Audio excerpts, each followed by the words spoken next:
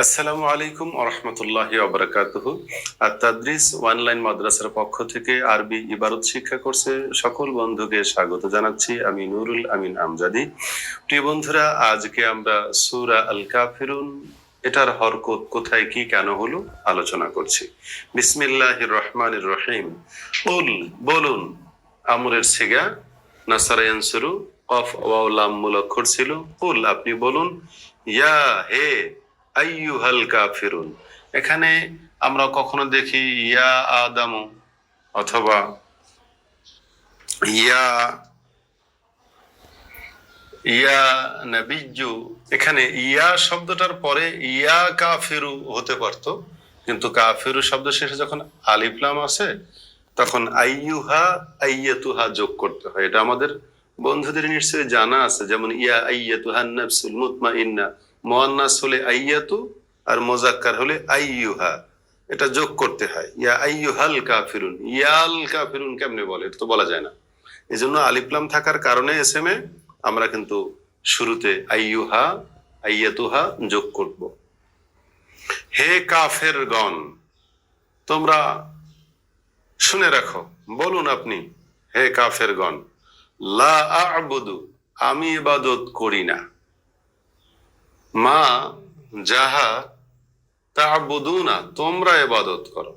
এটা মা মানে মান, যার ইবাদত তোমরা করো আমি তার ইবাদত করি না। কিন্তু মাটা ব্যাপক অর্থে এই জন্য নেওয়া হয়েছে, তারা তো জড় পদার্থের পূজা করে, সেজন্য ওটার দিকে প্রাধান্য দিয়ে মা ব্যবহার হয়েছে। তো লা আ'বুদু নফি ফেলে মজারে মারুফ, আমি ইবাদত করি না। আর তা'বুদুনা মুসবাত মজারে মারুফ, তোমরা যার ইবাদত করছো। এরপরে ওয়ালা আনতুম, আর নয় তোমরা।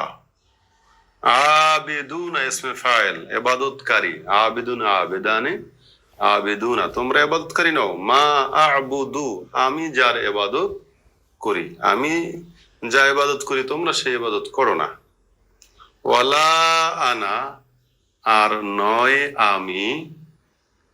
আবিদুন ইবাদতকারী, এটা এক বচন, এখানে আবিদুনা বহু বচন। আমি ইবাদতকারী নই। মা আবাদতুম, তোমরা যার ইবাদত করো। এখানে আবাদা আবাদা আবাদু আবাদাত আবাদাতা আবাদনা, আবাদতা আবাদতুমা আবাদতুম, এরকমের। তো দালের পরে তা পাশাপাশি মাখরাজ যদি এক জায়গায় আসে, এটাকে ইদগামে মোতা জানে সাইন মোতা কারেবাইন ইদগামে মিসলাইন, তিনটা ইদগাম আছে। একই হরফ হলে ইদগামে মিসলাইন, পাশাপাশি মাখরাজের হলে মোতাকারেবাইন, আর ভিন্ন অক্ষর মাখরাজ এক, তাহলে ইদগামে মোতাজানে সাইন, দুটো জেন্স ভিন্ন। যা হোক, ওয়ালা আনতুম, এবং নয় তোমরা। আবিদুনা ইবাদতকারী। মা আ'বুদু, আমি যার ইবাদত করি। লাকুম, তোমাদের জন্য। দীনুকুম, তোমাদের ধর্ম। ওয়ালিয়া, আমার জন্য। দীনি ছিল, আমার জন্য আমার দিন। ওয়ালিয়া দীনি, এই যে জের আছে কিন্তু এখানে আরেকটা ইয়া ছিল, দীনি আমার দিন। ওই ইয়াটা সহজ করার জন্য বাদ দেওয়া হয়েছে। এখানে অনেকে আমরা ভুল বুঝে বলে থাকি তাহলে সবই ঠিক, আমার জন্য আমার ধর্ম, তোমার জন্য তোমার ধর্ম, তোমারটা তুমি পালন করো, আমি আমারটা পালন করি, তাহলে সব ঠিক। এই কথাটা বানিয়ে আমরা কই পাইলাম?